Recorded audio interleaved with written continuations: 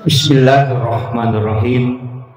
Assalamualaikum warahmatullahi wabarakatuh.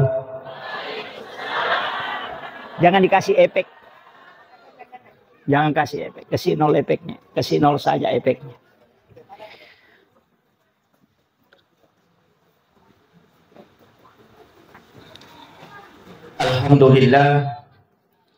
Alhamdulillah rabbil alamin. Wassalatu wassalamu ala asyrafil anbiya wal mursalin. Sayyidina wa maulana wa habibina wa syafi'ina wa ala alihi wa ashabihi wa sahabatihi ajma'in. Allahumma salli ala Sayyidina Muhammadin tibbil qulubi wa dawaiha wa afiyatil abdani wa shifaiha wa nuril absari wa diyaiha wa ala alihi wa sahbihi wa sallim. Allahumma nawwir qulubana wa quluba jami'i man khadara fi majlisina hadza binuril ma'rifah wa ilmil mukashafah wal basirah wal iman wal islam. Ya fattahu ya alim iftah qulubana wa qulubahum futuhal arifin. Rabbana iftah bainana wa baina qaumina bil haqqi wa anta khairul fatihin. Hadratal muhtaramin wal muhtaramat, ikhwanu fillah yang kami muliakan dan kami ta'zimi, para alim ulama, Bapak Imam beserta seluruh pejabat pemerintah yang sempat hadir, Bapak Kepala Desa, Bapak Kepala Dusun dari Babinsa dan Babin Kantipmas, seluruh tokoh adat, seluruh orang tua kami yang sempat hadir, terkhusus kepada seluruh tamu undangan yang insya Allah semoga kesemuanya dirahmati dan dimuliakan oleh Allah Subhanahu wa Ta'ala. Wabil khusus kepada takmir masjid dan pelaksana kegiatan ini sungguh sangat luar biasa. Ini panitia yang kekompakannya sehingga bisa terlaksana kegiatan seperti ini. Dan itu tidak nampak di depan panggung, tapi keberkahannya insya Allah luar biasa. Jadi kita doakan semoga semua yang bekerja dan semua yang memberikan sumbangsi demi terlaksananya acara ini, Allah bukakan keberkahan di dunia dan di akhirat, sekaligus mendapatkan syafaat kelak dari baginda Rasulullah Sallallahu Alaihi Wasallam. Amin amin ya rabbal alamin. Bapak Ibu sekalian, acara ini tidak ada temanya. Yang ada silaturahmi, di samping ada kurban. Ya, jadi ini dua hal yang memang bulan ini kita menjelang memasuki bulan Zulhijjah. Amalan di bulan Zulhijjah itu ada beberapa yang sangat istimewa. Makanya sebelum kita memasuki bulan Zulhijjah, mestinya kita persiapkan memang. Yang pertama adalah amalan yang sangat disukai dan dirindukan oleh Allah, itu 10 pertama bulan Zulhijjah. Makanya itu bersumpah walayalin ashr. 10 hari pertama itu apa yang harus kita lakukan? Bagi yang mau puasa silahkan. Puasa mulai 1 sampai 10. Nah bilang Pak Ustaz, yang ke-10 kan hari Lebaran Idul Adha. Iya betul. Di situ kita puasa.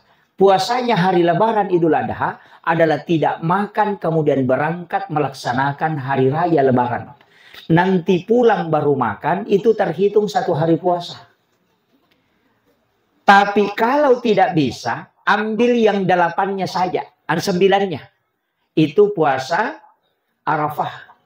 Nabi mengatakan itu bisa menghapuskan dosa 2 tahun. Itu puasa 9 Zulhijjah.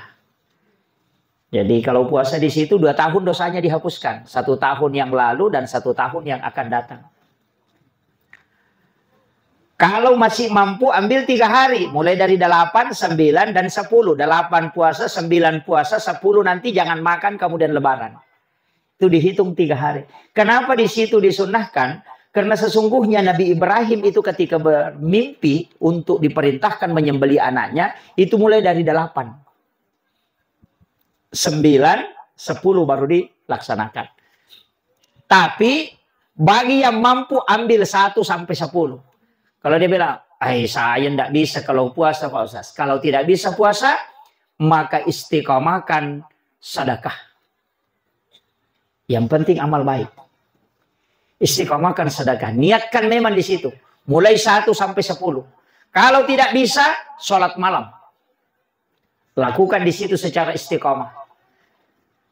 Jadi yang penting kita melakukan kebaikan karena tidak ada ibadah yang paling dicintai dan dirindukan oleh Allah kecuali pada 10 itu. Bahkan Rasulullah mengatakan dalam satu riwayat bahwa ibadah di 10 pertama bulan Zulhijjah itu mengalahkan pahala jihad fisabilillah.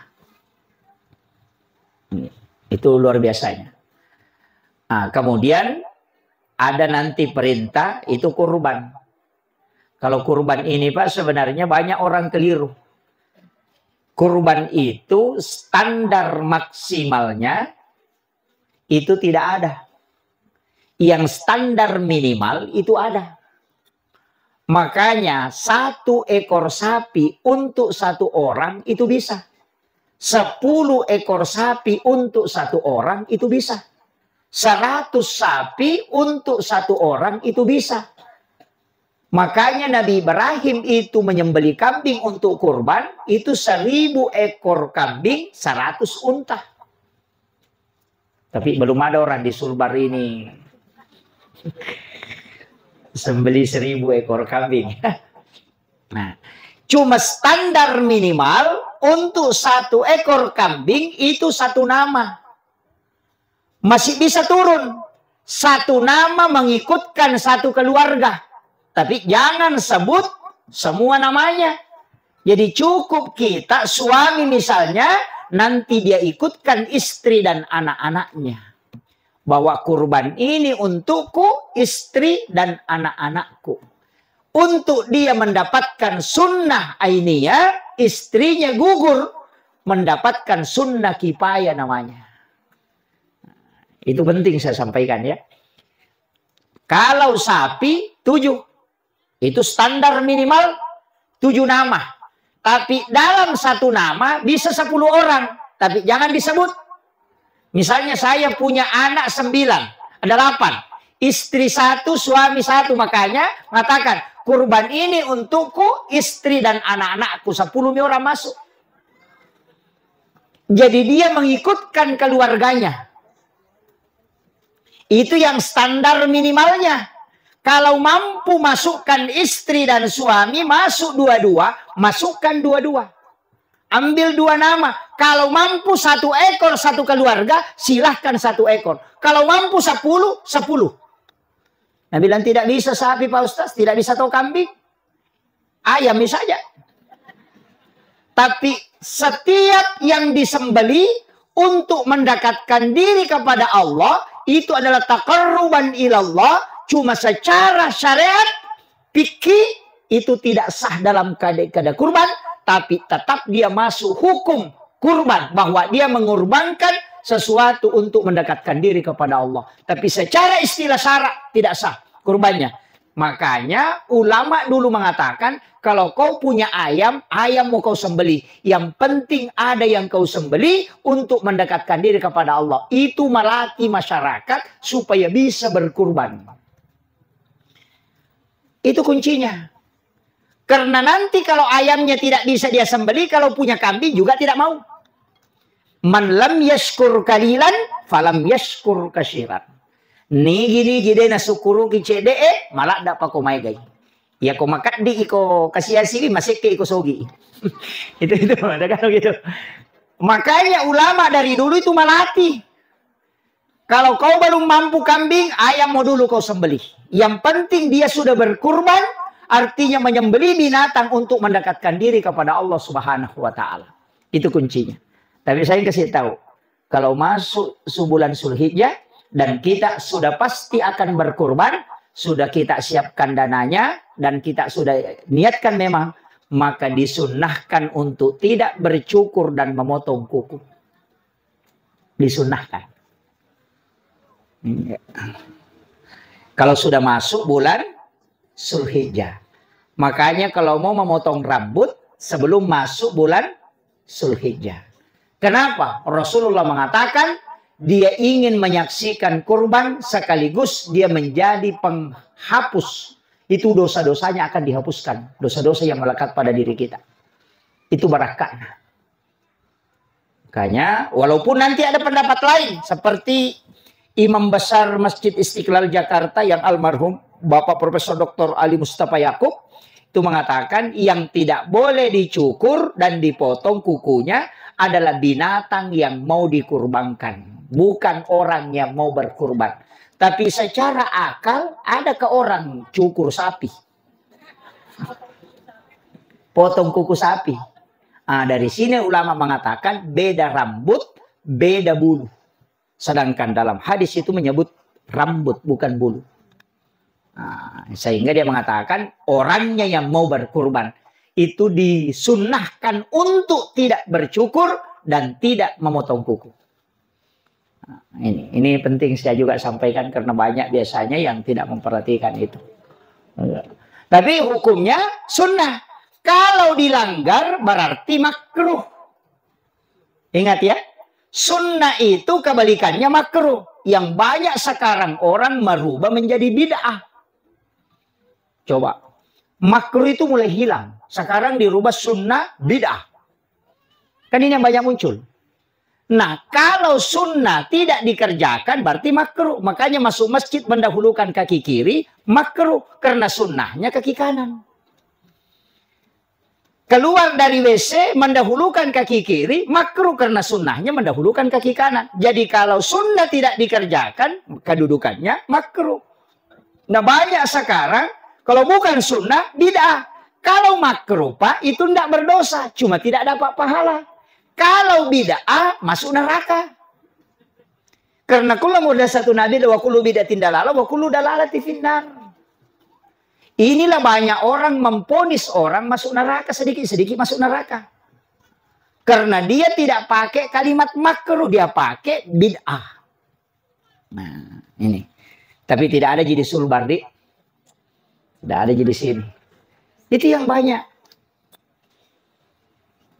Makanya saya wasiatkan, ya guru-guru kita luar biasa, Pak. Barasanji dianggap bid'ah. Maulid dibid'ahkan, Isra Mi'raj dibid'ahkan, baca doa salamat dibid'ahkan, tahlilan dibid'ahkan, yasinan dibid'ahkan. Saya itu Pak simpel sekali, tidak punya neko-neko kalau dalam beragama. Saya itu takzim kepada ulama-ulama kita dan saya ikut guru ta Kiai Abdul Rahman Ambodale, guru ta Kiai Abdul Muin Yusuf. Saya ikut ke ulama situ. Kenapa? Karena jelas sanadnya. Kemudian yang kedua jelas, guru Kiai Muhammad Tahir Malapio, banyak ajaran-ajarannya sampai ke kita. Itu saya ikuti. Kenapa? Karena jelas. Dia maulid, dia Isra Mi'raj, baca barasanji, baca doa, jadi wali. Coba cari yang melarang maulid sama barasanji, ada gak jadi wali? Mana kita mau ikuti? Yang jelas jadi wali dan mengajarkan, atau yang melarang kemudian tidak jelas? Makanya saya kuncinya sederhana, Pak. Kalau orang mengatakan, kenapa ikut guru Kiai Abdul Rahman Ambodale? Kenapa guru Kiai Muhammad Tahir diikuti? Saya bilang itu jadi wali. Tidak mungkin dilaknat, dibenci oleh Allah amalannya. Dia lakukan barasanji, dia lakukan maulid. Dia bisa jadi wali. Berarti Allah mencintai dan Rasulnya mencintai amalan itu. Seandainya dilaknat dan itu bid'ah, pasti tidak mungkin menjadi wali. Mau jadi wali? Selesai. Ini mau apa? Itu aja kuncinya, Pak. Makanya jelas. Itu kadang dikasih tahu kenapa ikuti ini, kembali saja kepada Al-Quran dan hadis. Ya cocok kalau mengerti.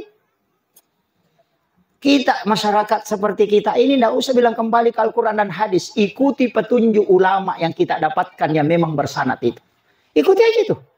Kenapa? Bukan tugas kita mencari dalil, tapi mengamalkan. Yang punya tugas mencari dalil itu ulama. Sama aja kalau ke pesta, jangan tanyakan dari mana kambingnya, apa bumbunya. Makan saja sambal gorengnya. Bukan tugasmu menanyakan di mana ku ambil bumbu. Makan saja yang sudah dihidangkan. Yang memasak itu ahlinya. Agama juga begitu. Yang membuat kaidahnya itu ahlinya, bukan masyarakat. Masyarakat mengamalkan. Supaya tidak pusing. Sekarang kayak orang sudah disiapkan sambal goreng, disuruh bertanya dari mana kambingnya, apa warnanya, siapa yang bawa. Ini jadi masalah. Nah, makanya saya wasiatkan, silahkan amalkan. Guru-guru kita itu kan jelas kitabnya. Ini guru Kiai Haji Muhammad Tahir Iman Lapio. Itu luar biasa. Waliullah yang sangat masyhur. Sulbar ini luar biasa. Salah satu kesyukuran karena ini juga adalah sumbu para wali. Ya. Itu tidak boleh dihilangkan. Saya itu terus terang Pak, setiap masuk di suatu daerah pasti tawassul. Karena ulama kita itu kan sebenarnya tidak mati di sisi Allah. Cuma kita yang bilang mati. Allah Al-Quran bilang sesungguhnya para wali-wali Allah itu kan tidak mati di sisi Allah. Bal ahya, mereka itu hidup. Bahkan bisa memberi rezeki. Makanya guru tak bisa membangun masjidnya. Padahal sudah meninggal. Beli semen. Kenapa? Karena Al-Quran yang menyebutkan. Makanya orang meninggal itu kita cuma mengatakan tutup usia. Pindah ruhnya. Makanya orang hidup, ruhnya diatur oleh jasadnya. Orang meninggal itu jasadnya yang mengatur ruhnya. Terbalik. Kalau orang hidup, dia yang ngatur ruhnya. Makanya ruh nanti itu bertengkar sama jasadnya. Bilang kau yang kasih masuk di tempat begini. Makanya ketika orang wafat, maka ruh itu yang mengatur jasad. Makanya ada orang bisa bersilaturahmi dengan para wali. Ada. Bahkan guru Profesor Dr. Nasaruddin Umar itu cara terbuka apa yang dia bilang? Bukan ulama kalau belum ada gurunya orang meninggal. Kalau belum bisa mengambil ilmunya para wali itu bukan orang ulama, itu masih ustaz. Itu makanya ketika Imam Syafi'i menulis beberapa kitab, dia menulis hanya nama mursyidi guruku, tapi dia tidak sebut namanya. Ketika ditanya oleh muridnya, kenapa kau tidak menyebut nama gurumu di sini? Menulis namanya dengan lengkap. Apa yang dia bilang? Saya menghindari fitnah. Karena orang itu meninggal ratusan tahun sebelum aku lahir. Tapi saya mengambil ilmunya. Kenapa? Karena dia bisa belajar melalui alam mimpi. Itu diajarkan oleh para ulama. Itu kalau mimpinya ulama Pak tidak sembarang. Makanya kalau mau aman, kalau mau tidur, sholat witir memang dulu baru tidur. Setiap mimpi yang hadir, kalau orang berwitir itu pasti isyarat. Jadi kalau mau tidak bermimpi tidak diganggu jin, bilang ini bunga tidur atau apa, sholat witir saja. Karena orang yang witir pasti tidak diganggu jin. Nah bilang, wah susah itu Pak Ustaz, karena kita halangan, tidak bisa kita sholat witir, pasti diganggu jin. Ada kuncinya. Masukkan jari telunjuk di langit-langit, tulis namanya Umar bin Khattab dari pusar ke atas. Tidak akan diganggu jin. Tapi tulis bahasa Arab. Bukan tulis bahasa Indonesia. Jangan pakai spidol. Pakai jari telunjuk di langit-langit. Baca bismillah. Baru tulis Umar bin Al-Khattab. Tidak akan diganggu jin itu. Itu kuncinya Pak. Biar pakai baju. Di luarnya saja. Yang penting ditulis. Makanya ulama-ulama kita dulu itu mengajarkan ke anak-anak. Dia sama kalau anak kecil. Sering diganggu jin. Cukup masukkan. Tulis Umar itu. Nama Umar itu. Bisa mulai dari kepalanya. Ditulis ke bawah. Itu Umar bin Khattab. Insya Allah tidak akan diganggu jin itu. Itu saking takutnya jin. Namanya saja Umar. Itu paling ditakuti. Banyak ulama-ulama kita di kitab hikmah itu selalu mengajarkan itu. Itu perlindungan yang paling cepat. Kalau mau tulisan bahasa Indonesia, wah jadi masalah itu.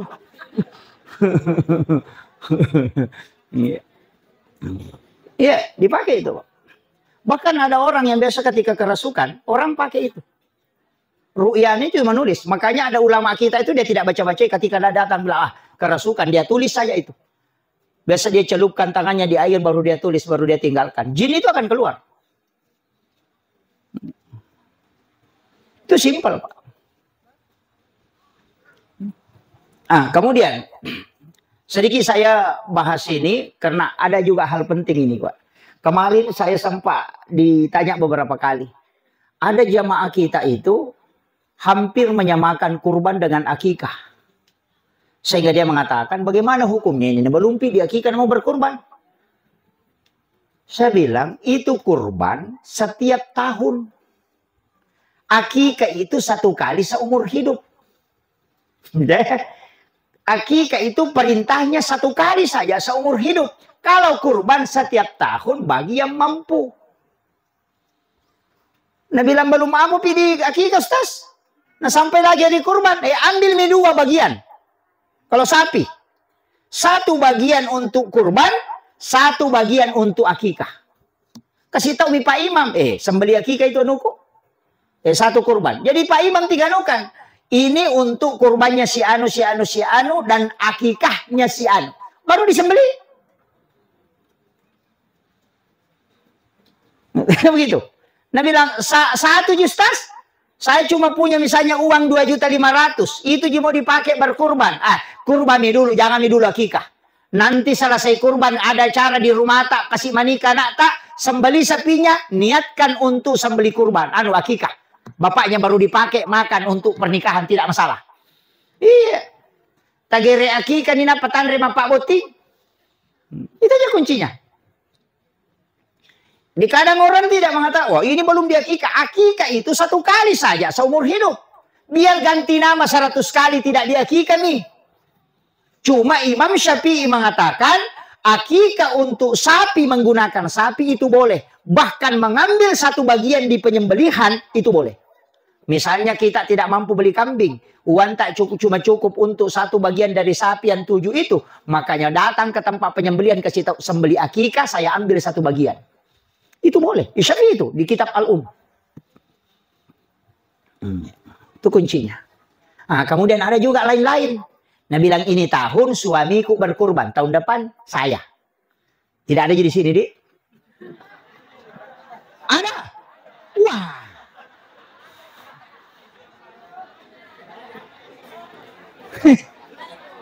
Masalah itu, Bu.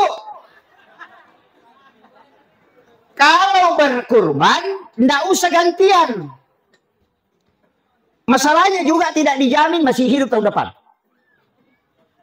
Berkurban ke tahun ini suami tak atas nama. Nanti dia ikutkan, dapat pahalanya. Boleh berniat begini. Tahun ini suamiku, tahun depan suami istri. Dua-duanya berkurban. Berapa nak bayar orang di sini Pak 1 orang? 2, 3. Oh iya. Yang penting sapinya cukup 2 tahun umurnya. Kalau tidak cukup 2 tahun jangan pakai berkurban. Karena itu tidak sah di dalam fikih. Harus 2 tahun umurnya. Jangan bilang kalau penjual bilang ada nih adiknya. Jangan percaya. Susah itu. Makanya lebih baik pilih yang agak besar. Daripada tidak yakin betul. Karena kita tidak punya kartu nama kalau di sapi tidak ada tanggal lahir. Tidak sama orang barat, kalau lahir sapinya, dia pasangi anting itu ada tanggal lahirnya. Karena itu kontrol vaksin. Kalau kita tidak ada. Mestinya Pak, ada sertifikat lahir sapi. Iya, mestinya. Tanggal lahirnya ada karena dipakai berkurban. Tanggal lahirnya ada, tinggal ditulis. Tidak usah ditempel, cukup di rumah. Bahwa si ini lahir tanggal sekian. Nanti kalau orang mau beli bisa tahu, ini sudah 2 tahun. Iya. Itu banyak kan tidak sampai 2 tahun itu. Ini bahaya nih. Karena aku makan yang kena bahaya tuh. Karena sekarang bisa menggunakan bibit. Tidak sama dulu. Ini penting saya sampaikan kepada jemaah ini, hati-hati. Kemudian, sapi yang digunakan berkurban tidak boleh sakit, tidak boleh kurus.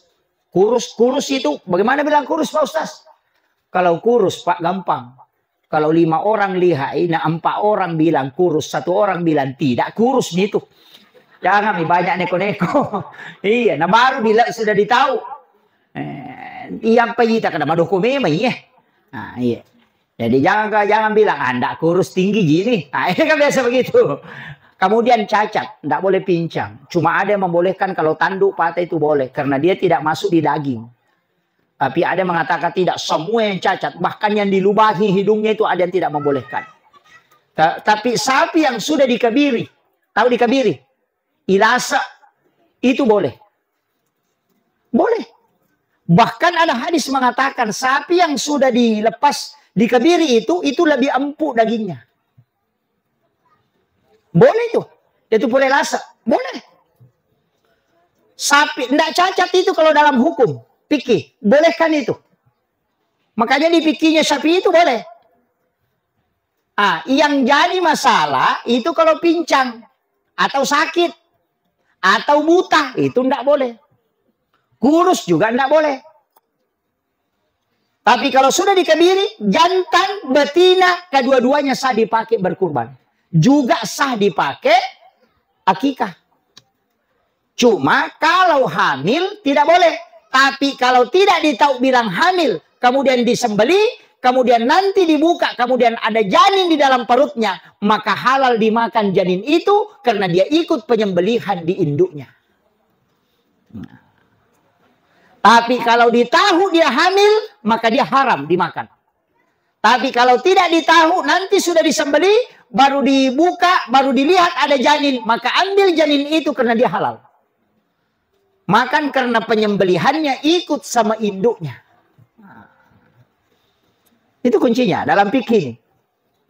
Tapi ingat, bagi yang tidak mengetahui, kalau sudah mengetahui memang itu haram. Ini itu hati-hati di situ, Pak. Tapi ada penting sekali nih, yang paling jarang orang lakukan. Kalau akikah, apa namanya kurban, itu ndak boleh kulitnya dijual. Haram hukumnya menjual kulit. Yang kedua, penyembeli tidak boleh dapat upah sembelihan daging dari kurban itu.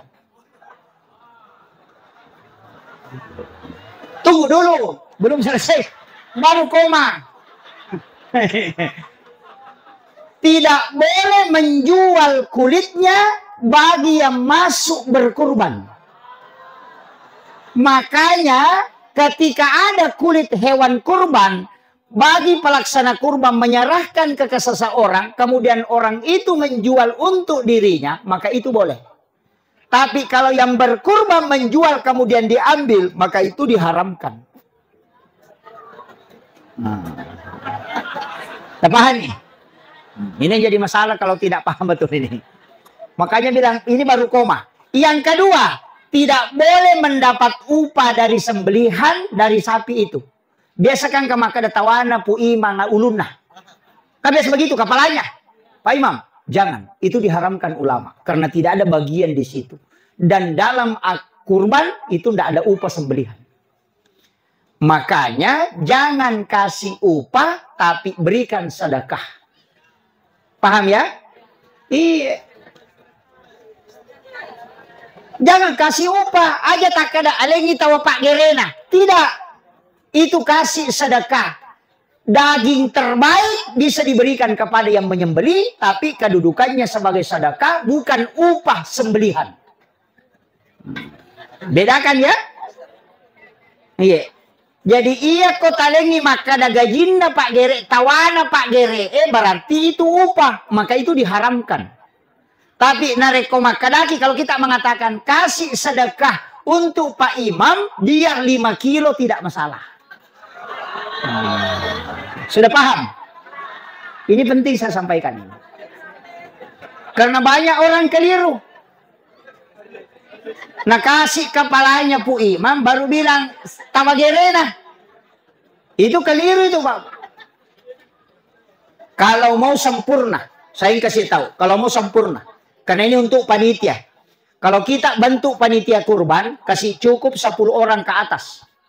Kalau mau sempurna, saya kasih tahu. Kalau mau sempurna, nanti setelah sapi disembeli, kaki depannya sebelah kanan, ketika lepas dari sapi, langsung digantung, buka dagingnya, langsung bagi 7 itu dagingnya. Kaki depannya sebelah kanan. Kaki kiri nanti, kaki depan sebelah kiri, ambil dagingnya, langsung bagi 7. Nggak bikin lagi 7 di situ. Jadi, kaki belakang bagi 7 dagingnya. Kaki kiri bagi 7, kaki kanan bagi 7. Kemudian daging khas yang paling dalam dan luar juga bagi 7. Hatinya dibagi 7. Sehingga semua orang yang 7 ini dapat utuh 1 ekor sapi dari semua bagian sapi yang ada. Ini penting saya sampaikan. Ini yang banyak orang tidak perhatikan Pak kalau dalam kurban. Saya setiap tahun kurban di pondok itu memang diajarkan. Saya dulu dari guru tak dulu sudah ajarkan memang. Jadi tulang rusuk itu dibagi 7. Kaki itu dibagi 7. Tulang punggung sapi itu dibagi 7. Kemudian semua terbagi 7. Jadi semua orang yang 7 ini dapat utuh 1 ekor sapi. Bagian. Dapat daging kaki depan sebelah kiri, dapat daging kaki depan sebelah kanan, belakang, kemudian hatinya, bawah, semua dibagi 7 itu. Sehingga utuh. Gampang sekali Pak. Saya punya teknik begitu dari dulu itu. Makanya dagingnya dulu dibagi 7. Bagi 7 semua. Kan dia bisa diiris. Oh sama beratnya ini. Kalau sudah bagi 7, tulangnya juga dipisahkan. Bagi 7 kelompok. Baru bikinkan kertas. Tulis nomor 1 sampai 7. Tempel di daging 1. Kasih masuk di gelas 1. Baru digocap pada pengerisannya. Kalau turun angka 1. Nah bilang angka 1 tunjukkan. Bilang itu daging tak. Itu tulang tak. Ambil. Supaya bukan dia yang tunjuk.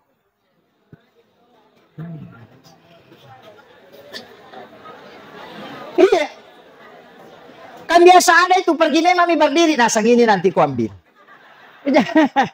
Kalau begitu tidak. Jadi kita timbang. Kalau sudah dibagi 7 ditimbang dulu.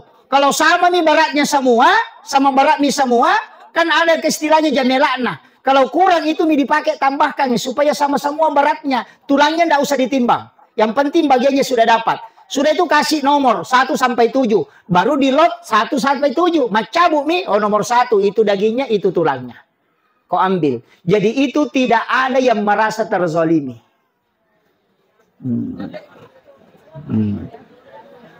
Tidak susah Pak. Justru itu lebih mudah. Karena daging sapi tidak baku campur-campur. Saya kalau kurban itu biasa sampai 10 sapi. 10 sapi di pondok itu menghandle itu saya potong-potong memang. Jadi ini penting saya sampaikan. Dari dulu itu memang guru tak sudah ajarkan. Apa pesannya? Ini yang saya takuti. Jangan sampai nak kurbannya orang utuh tapi dia dapat bagian tidak utuh. Walaupun pahalanya sudah sampai tapi tetap haknya kau harus kasih. Oh sudah. Ini makanya panitia hati-hati Pak. Tanggung jawabnya itu berat. Ya. Kemudian saya sampaikan, kalau yang sering menyembelih sapi, kayak masjid kita, belikan parang Pak Imam. Ya, sudah ada ya? Ya Alhamdulillah. Parang sekarang murah. Yang paling tajam saya dapat, kalau lihat anunya itu Pak, Turki biasa itu yang tajam. Pisau Turki. Jadi ada beberapa itu. Kalau Jerman itu Epdik. Jadi ada Brasil juga kayak Tramontina itu kan Brasil. Kalau Boller K1110, 652 itu Jerman. Epdik juga Jerman. Tapi kalau Epdik itu biasa dipakai 3 tahun tidak diasah. Sebenarnya menyembelih sapi itu kan dikasih menghadap ke Ka'bah, Baitullah. Kemudian dia bersandar di badan kirinya, berarti kanannya di atas. Kemudian usahakan jangan potong urat yang dari tulang iga tembus ke tulang kepalanya. Kan ada itu saraf, itu enggak, jangan putus itu. Yang diputus itu jalur makanannya dengan 2 kiri kanan yang di sini. Jangan terputus. Makanya kalau menyembelih usahakan kasih rapat baru ditarik. Usahakan jangan lewat ke atas. Karena kalau dia kena saraf yang di atas yang dari tulang iga itu tembus ke kepala, maka itu biasa banyak dampaknya. Makanya dilarang memang dalam fikih itu. Dilarang. Makanya penyembelihan itu tidak sembarang juga. Sama aja sebenarnya kalau napas. Ditunggu itu saja napasnya. Kalau sapi itu kan masuk, berhenti sejenak baru keluar. Keluar berhenti sejenak baru masuk. Ada jadanya itu. Kalau kambing tidak. Masuk, keluar, masuk. Kalau sama ayam. Kalau sapi tidak. Masuk, tertahan, keluar. Masuk, tertahan, keluar. Begitu. Makanya yang paling bagus ketika napasnya tertahan baru kita sembelih. Kalau kambing nanti keluar. Kalau masuk pas keluar langsung sembelih. Jangan biarkan lewat lagi masuk supaya tidak bau. Itu kuncinya. Saya kasih tahu resepnya kalau kambing tidak mau bau. Tapi satu kuncinya kalau pisau jangan dipakai pisau sembelih, jangan dipakai mengiris daging. Khusus memang dipakai sembelih. Kalau sudah dipakai menyembelih, sudah simpang. Jangan pakai mengiris daging. Itu juga kuncinya supaya tidak bau. Makanya imam-imam dulu itu kalau sudah nak pakai pisaunya lah sudah sembunyikan. Tidak mau dianukan karena memang dipakai itu. Tapi sekarang kan banyak. Dan itu murah-murah sekarang, Pak. Kalau pisau Turki itu sekarang sudah 400-an sudah ada. Yang agak mahal itu bolar, masih mahal. Masih 1,5 jutaan, 2 jutaan. Sampai masih ada 3 jutaan. Kalau yang bolar K1, 110 itu yang Jerman. Jadi itu bolar. Sebenarnya begini, Pak. Parang itu kan dipabrik jadi. Baru dibikinkan gagang. Kalau pisau sembeli itu dengan gagangnya memang jadi. Tapi memang dipabrik. Jadi itu serokarbon. Kalau kita kebanyakan ambil per baru disapu. Bikin parang. Itu bukan parang. Itu per. Cuma diakali sehingga jadi parang. Begitu. Makanya beli memang yang parang dari pabrik untuk memang dipakai. Kalau sembeli itu pakai orang Arab sembeli unta. Nah itu kuncinya. Kemudian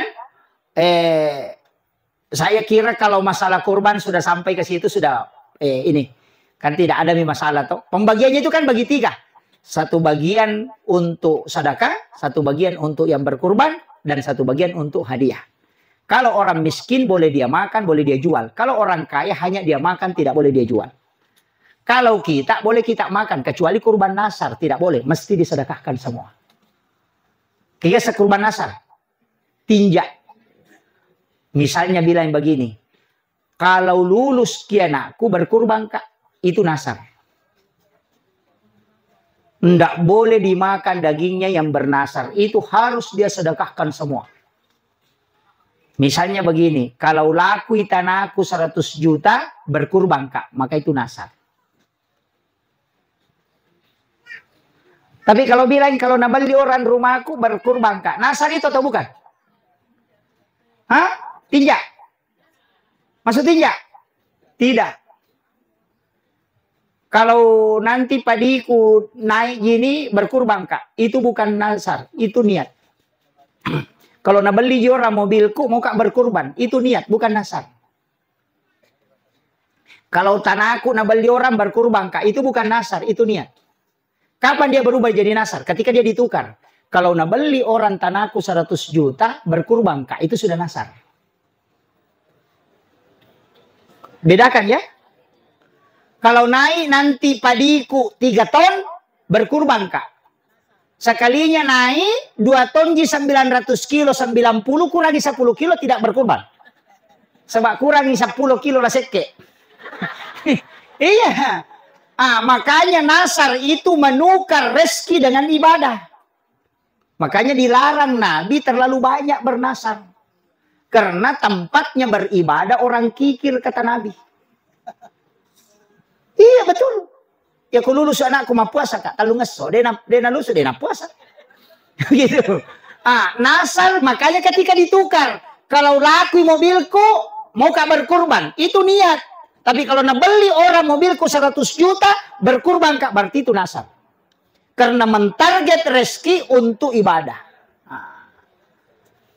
Bedakan ya.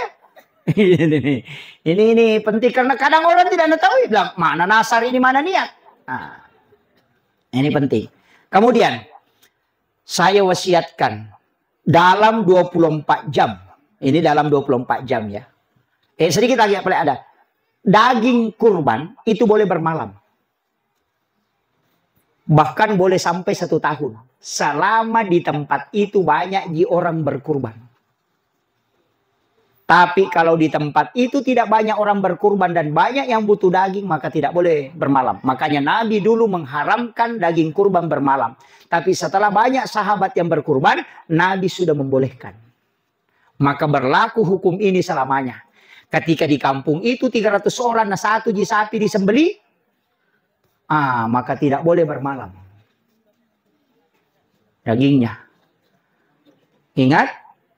Untuk bagian kita sepertiga. Tidak lebih. Kurban biasa ya. Kalau nasar tadi harus dibagikan. Kurban untuk orang meninggal. Wadi gaya kerobat atau mati. Dena wadi. Haram ya karobat tau mate. Ya ko makaroba ki untuk tau mate. Tak boleh.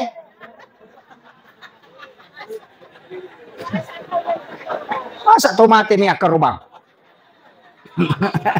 Ini nih.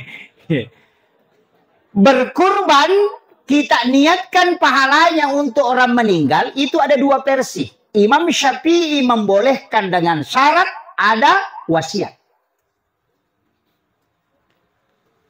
Kalau ada wasiat, silahkan. Itu sampai selamanya. Makanya Bapak Ibu saya kasih tahu.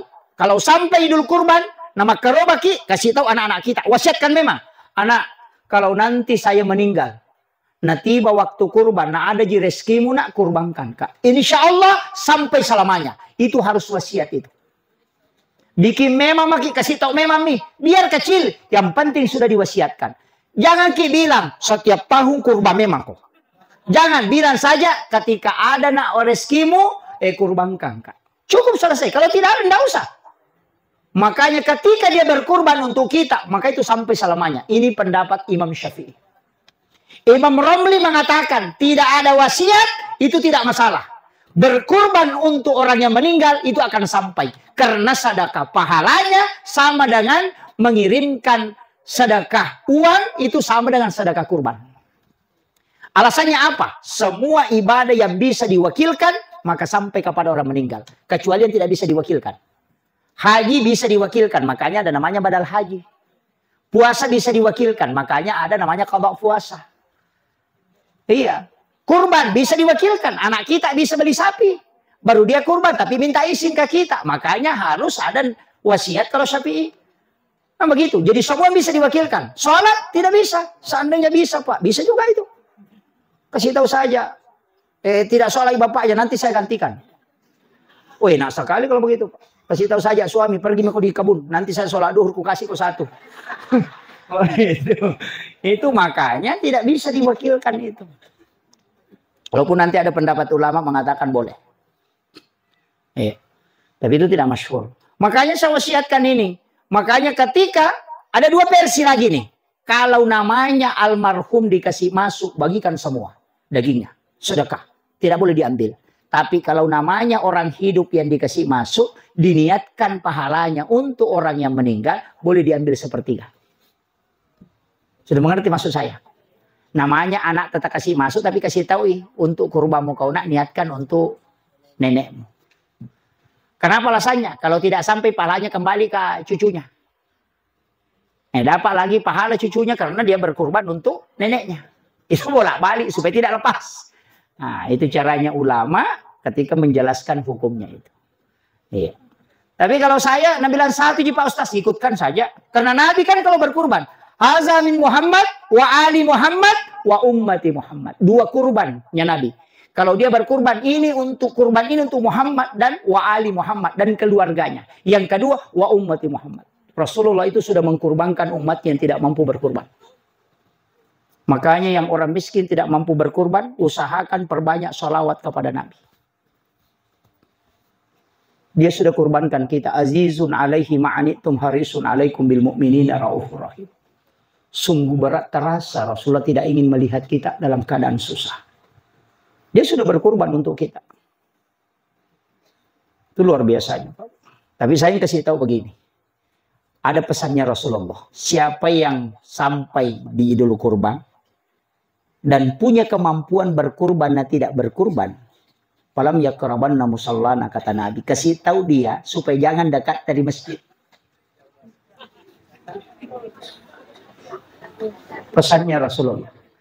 Kalau ada orang Pak masuk Idul Kurban, nah mampu berkurban dan tidak berkurban, Rasulullah bilang kasih tahu itu orang supaya tidak usah dekat dari masjid. Mana dimasuk mampu berkurban? Kalau merokok, ina merokok 2 bungkus 1 hari.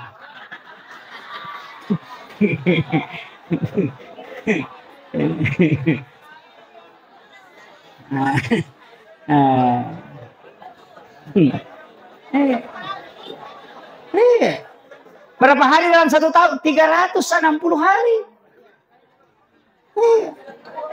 1 batang saja ngambil.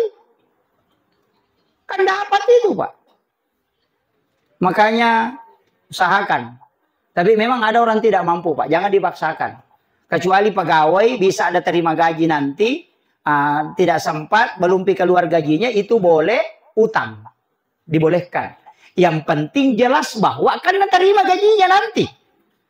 Belum datang uangnya. Boleh ngutang dia untuk dia pakai berkurban, nanti dia tutupi ketika gajinya sudah keluar. Tapi yang tidak terima gaji jangan coba-coba. Jangan bilang, nanti Allah yang tahu, oh tersiksa kok. Nah, itu tidak boleh. Makanya hanya bagi yang mampu. Dan itu sunnah muakkadah, sunnah yang sangat dianjurkan menurut jumhur ulama. Ada satu ulama mengatakan wajib, itu Abu Hanifah. Abu Hanifah mengatakan kurban itu wajib, bukan sunnah. Karena Nabi mengatakan kalau mampu dan tidak berkurban, suruh jangan dekat dari masjid. Sama aja kalau begini, ada orang panggil, datangi keluarga, mau gak kasih menikah anakku, tanggal 27, datang kau ke rumah, nah. Kalau tidak datang kau nanti di rumah dia acaranya pernikahannya anakku, tidak usah datang ke rumah.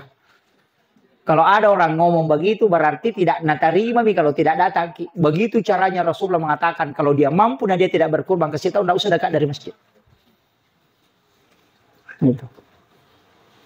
Ini penting saya wasiatkan, ini hati-hati Pak. Tapi insya Allah dimudahkan kan? Iya, itu dia yang jadi masalah kalau nanti uangnya dikumpul, kalau masuk Idul Kurban, tidak bisa memang. Kumpul memang dari tahun ke tahun. Iya, siapkan memang. Coba 200.000 satu bulan. Langsung kan dapat 2.400.000. Iya, bisa. Tapi kalau memang tidak mampu, jangan. Tidak usah. Tunggu saja dikasih daging. Iya, kalau tidak mampu, ya pasti begitulah. Iya, tunggu saja. Iya. Makanya sunnahnya dibagikan mentah, jangan dimasak. Kalau akikah masak dulu baru dibagikan. Kalau kurban disunnahkan membagikan dalam keadaan mentah. Itu aturannya. Jangan bilang, nah masak situ lagi, bukan urusan itu. Karena memang disunnahkan dibagikan dalam keadaan mentah. Kenapa akikah disunnahkan dibagikan dimasak? Supaya anakmu berhasil kalau ada nak urus. Itu kuncinya. Kenapa dibagikan dalam keadaan mentah kalau kurban? Tidak dimasak. Karena selama daging itu masih ada diapakan, dia akan selalu didoakan para malaikat. Itu makanya kuncinya bagikan mentah. Berapa dikasih? Tergantung. Ada orang dikasih daging sedikit, non muslim boleh dikasih. Itu kedudukannya sebagai hadiah, bukan sedekah. Hadiah. Orang kaya bisa dikasih, tapi hadiah. Tidak boleh lebih seperti itu. Tapi dia hanya makan, bukan untuk dijual. Karena ada dikasih daging, babi pasar. Kalau orang miskin boleh, dia jual untuk dirinya itu halal. Kalau orang kaya tidak boleh. Nah, itu kuncinya. Kemudian, saya masuk sedikit. Ini sudah 1 jam ini Pak. Ini pas 1 jam. Mau matan raya nama takko bagiku si Jani. Saya kasih tahu begini. Dalam 24 jam, kita harus cerdas beribadah. Kita harus cerdas betul. Memanfaatkan momen yang ditetapkan oleh Allah dengan momen istimewa untuk menghadap ke Dia. Dan memanfaatkan momen itu sesuai ibadah yang paling pas dan paling istimewa yang kita hadapkan. Apa itu? Saya kasih 24 jam. Ada waktu sebelum matahari tenggelam, itu waktu istimewa berdoa. Bukan waktu berkeliaran. Makanya kalau menjual namera mi matahari mau tenggelam, tutup mi jualan tak. Istirahat sejenak. Istirahatkan diri. Anak-anak kita disuruh naik ke rumah, jangan berkeliaran. Karena di situ jin keluar untuk menyembah matahari. Kita dianjurkan membaca 4 surah. Wasyams, wal-laili, kulon surat bil falak, kulon surat bin nas. Siapa yang membaca 4 surah ini sebelum matahari tenggelam, maka rezekinya seperti air hujan, itu tidak terputus. 4 surah ya. Sudah hafal? Jangan enggak usah kalau enggak hafal. Yang penting ditahu. Wasyams surah ke-91, wal-lail surah ke-92. Kul a'udzu birabbil falak dan kul a'udzu birabbin nas. 4 surah ini dibaca ketika matahari mau tenggelam, itu maka insya Allah itu dijamin rezekinya tidak akan terputus. Itu seperti air hujan. Makanya ulama kita itu menganjurkan betul membaca 4 surah ini. 4 surah ya. Kalau ada anak masih sekolah, suruh baca 2 surah itu. Wasyams dengan wal-lail. Kalau dia tidak tambah kalau sudah tidak masalah. Tapi 2 ini surah dia baca. Kenapa? Supaya diberikan kecerdasan dari berbagai macam kecerdasan. Dimudahkan otaknya itu. Kemudian, azan maghrib, selesai sholat maghrib, jangan mengaji. Selesai sholat maghrib, jangan mengaji. Mau baca Waqiah, enggak usah. Baca Al-Mulk, enggak usah. Apa yang dilakukan? Laksanakan sholat 6 rakaat. Kalau Bapak baca Al-Quran 10 juz antara maghrib dengan isya, itu tidak bisa mengalahkan sholat 6 rakaat antara maghrib dengan isya. Makanya saya bilang cerdas beribadah. Saya larang bukan berarti haram, tapi saya mengatakan cari ibadah yang paling pas dan paling utama di waktu-waktu yang telah ditetapkan oleh Allah. Makanya sesudah sholat maghrib, sholat sunat maghrib kerjakan 6 rakaat sholat sunat. Namanya sholat sunat awabin. Ada yang mengatakan sholat sunat taubat. Sama ji. Kenapa awabin? Karena orang kembali. Kenapa taubat? Karena diampuni dosa selama 80 tahun lamanya. Siapa yang sholat 6 rakaat antara maghrib dengan isya, itu setara kalau dia sholat 12 tahun lamanya. Bapak mengaji 10 juz, itu tidak mengalahkan sholat sunat yang 6 rakaat. Bahkan menghatamkan Al-Quran antara maghrib dengan isya, itu tidak bisa mengalahkan pahala sholat sunat awabin. Makanya kalau mau mengaji, nanti selesai isya. Atau sebelum maghrib.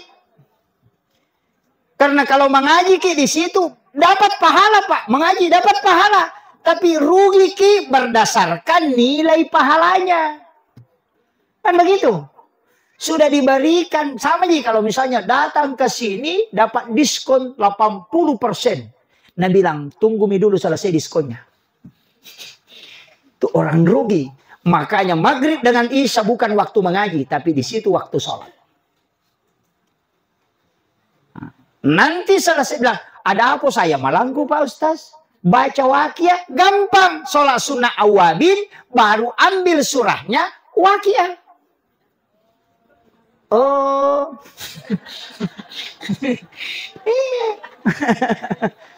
Ambil surahnya Waqiah. Atau suratul Mulk, ambil suratul Mulk.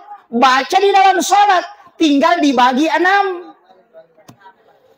Bila tidak dihafal, ambil Al-Quran kasih berdiri, baru buka.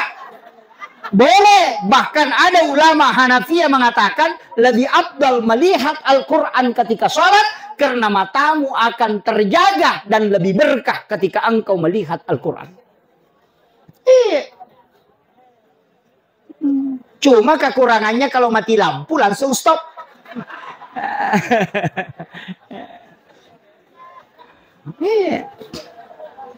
Makanya sekarang kan ada Al-Quran itu kan. Al-Quran imam. Iya. Bisa dikoyak? Bisa. Kan begini. Baca nanti dibuka. Begini. Bisa. Oh ini sudah selesai ini. 1. Ya. Tertulis. Enggak. Saya tertulis. Jadi itu kuncinya. Nggak usah kan. Nanti selesai isya. Kalau mau mengaji. Di situ pas. Apa yang dibaca? Jangan tinggalkan suratul Mulk kalau ingin terjaga jasadnya di dunia sampai di alam kubur tidak akan hancur. Kalau tidak bisa, tapi baca dalam keadaan ada wudhu.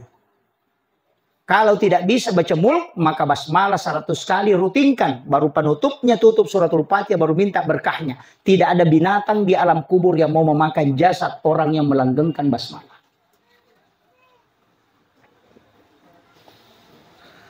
Kemudian, suratul Mulk itu adalah perisai dari azab kubur. Sebenarnya ada beberapa amalan itu Pak supaya orang tidak terkena azab kubur. Ada beberapa di kitab itu termasuk kalau memasukkan orang ke dalam lahat.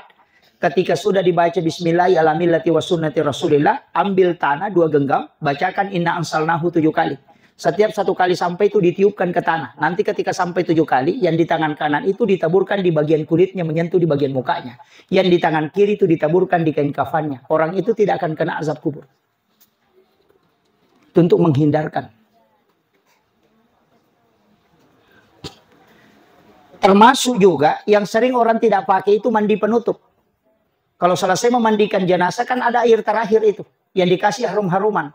Ambil itu kemudian siram dari kaki ke kepala. Sambil dibalik. Ditunggeng istilahnya. Itu membaca Ghufranaka ya Allahu wa ilaikal masir. Baru dimiringkan ke kiri supaya kanannya di atas. Dibaca Ghufranaka ya Rahman wa ilaikal masir. Baru dimiringkan ke kanan. Supaya kirinya di atas. Diambil lagi air. Ghufranaka ya Rahim wa ilaikal masir. Baru sedikit dicondongkan ke depan, baru diambilkan air terakhir, dibaca Ghufranaka ya Rabbana wa ilaikal masir. Siapa yang melakukan itu kepada jenazah ketika dimandi penutup, maka insya Allah itu yang disebut diusulapa apa. Ya matoti ya diopat tutup. Sudah hafal? Belum. Pendek sekali Pak, tinggal satu kita hafal. Allahur Rahmanur Rahim Rabbana. Itu aja dihafal. Allahu Rahman Rahim Rabbana. Karena Ghufranaka ya Allahu wa ilaikal masir. Ghufranaka ya Rahman wa ilaikal masir. Ghufranaka ya Rahim wa ilaikal masir. Ghufranaka ya Rabbana wa ilaikal masir. Allahu Rahmanur Rahim Rabbana. Sebenarnya Bismillahirrahmanirrahim. Ya na tu nasa tayo Diyo sula papa, ya mato tu nasa Diyo patutu, ya mato nasa Diyo hakiki. Nah, kuncinya itu, dito tu na radyo-radyo keluarga na tomate. Jin karirnya itu tidak akan naik. Tapi ada sebenarnya itu kuncinya, kalau sudah dimakamkan orang semua pulang mestinya tinggal satu. Sekitar 40 langkah ditinggalkan itu tempat pemakaman, baru ambil tanah di bagian kepalanya, mulai dari kepala. Itu diambil, baru bacakan inna ansalnahu, baru dikasih kembali. Ambil di bagian pusarnya, pas lurusnya itu, bacakan inna ansalnahu, baru dikasih kembali. Baru di bagian kakinya. Tapi orang terakhir, tidak ada di belakang tak. Itu orang terakhir. Ia riasa patan raki buruk.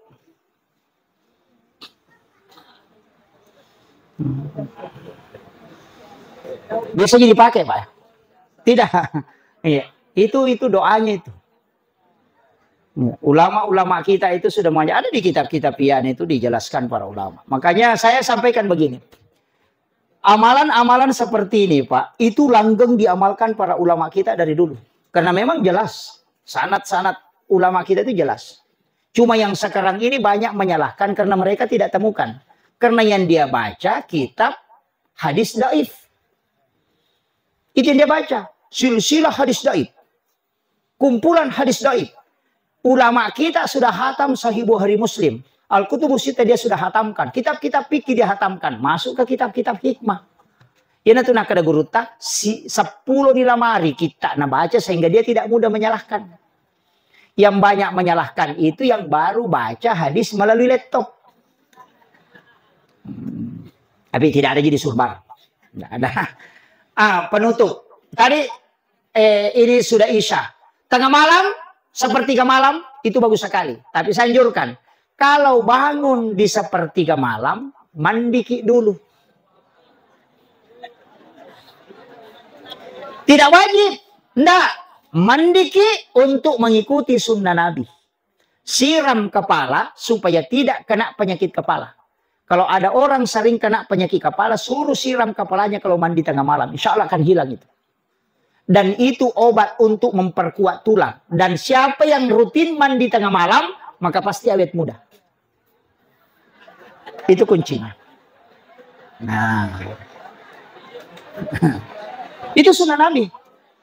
Jam 2 malam mandi itu paling bagus, Pak. Iya. Sudah mandi, baru kita sholat tahajud. Itu paling bagus. Itu sunnah Nabi itu. Makanya orang Cina itu terlambat tidur. Tapi nanti jam 1 baru berendam. Sampai sekitar jam 2. Dia tidak mandi, berendam memang. Setelah itu baru tidur. Nyenyak tidurnya. Kalau mau kerja tidak mandi. Kita mandi. Kenapa? Alasannya apa? Kalau mau kerja kan mau keringat. Tidak usah mandi. Nanti mau istirahat baru mandi. Coba. Itu kan terbalik kan? Nah. Kemudian ada waktu nanti wabil azhari sebelum masuk subuh. Ada namanya sahara. Jadi itu maksudnya makan sahur. makan di waktu sahara 15 menit sebelum subuh. Kita disuruh beristighfar. Paling pas di situ sholat sunat taubat. Kalau tidak, baca sayyidul istighfar. Karena Allah langsung yang minta. Kalau mau taubat di situ pas sekali. Ya, karena Allah bilang wabil azhari hum yastaghfirun, dan di waktu sahara hendaknya kalian beristighfar. Itu yang paling pas. Kalau mau bertaubat sebelum subuh, makanya disebut makan sahur karena makan di waktu sahara.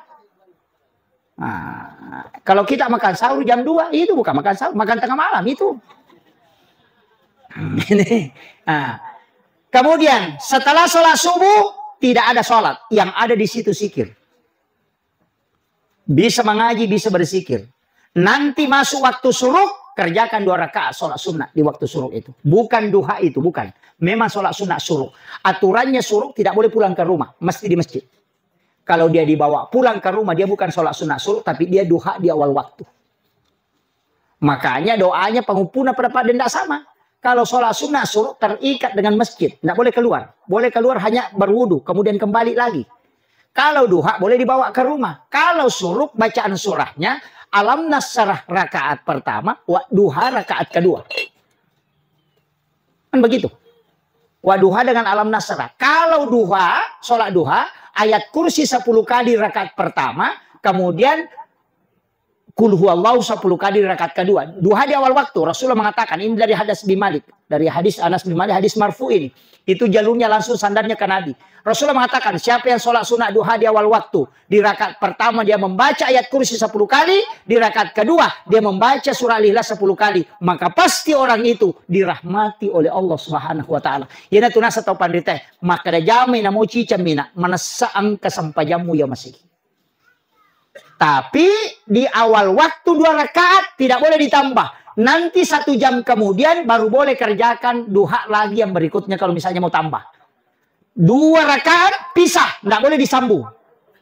Makanya dikerjakan di awal waktu. Pas masuk duha kerjakan 2 rakaat. Tapi surahnya ditentukan. Ayat kursi 10 kali rakaat pertama, Al-Ikhlas 10 kali rakaat kedua. Nabi mengatakan pasti kau dijamin oleh Allah dirahmati.